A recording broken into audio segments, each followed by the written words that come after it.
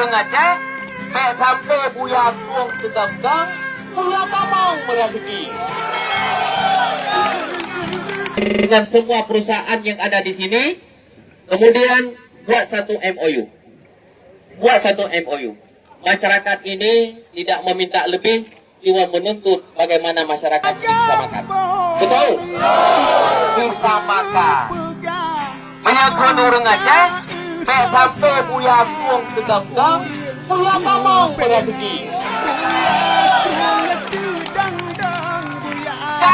Saya selaku Dewan Perwakilan Rakyat, Dewan Perwakilan Daerah, dan masyarakat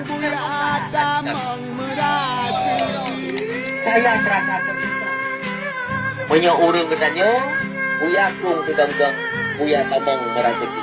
Kita menjadi penikmat kekayaan orang lain. Kita jaga keamanan negara, kita jaga keamanan Aceh.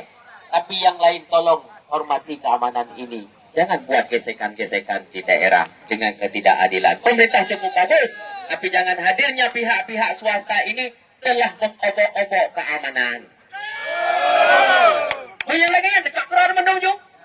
Hargai daerah, hargai kedaulatan daerah, hargai masyarakatnya. Masyarakat menuntut bisa makan agar masyarakat makmur, Aceh makmur, jaya, dan masyarakat pun kompak dalam keamanan untuk berjuang untuk bangsa.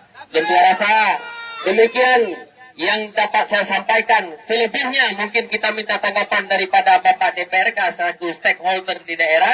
Menyahai hina untuk tabupuk tengah-tengah besar.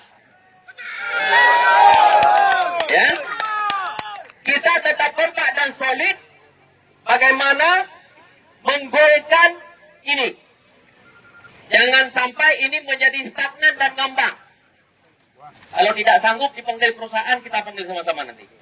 Ya, amin ya rabbal alamin. Hadanallahu wa iyyakum ajmain. Mohon maaf atas segala kekurangan.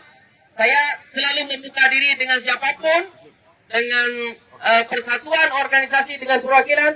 Saya selalu membuka ruang dialog bagaimana yang terbaik supaya masyarakat ini aman, tidak pernah terjadi gesekan lagi. Itu yang saya rencanakan. Maunya semua pemerintah, semua kepala daerah turun hari ini. Kita tidak boleh alergi dengan rakyat. Datang sampaikan. Ya anak-anak ambil badan ini apa nak haram pemimpin. Kenapa? Ini, ya, kita tidak boleh alergi. Ayat. Lebih kurang saya mohon maaf. Assalamualaikum warahmatullahi wabarakatuh.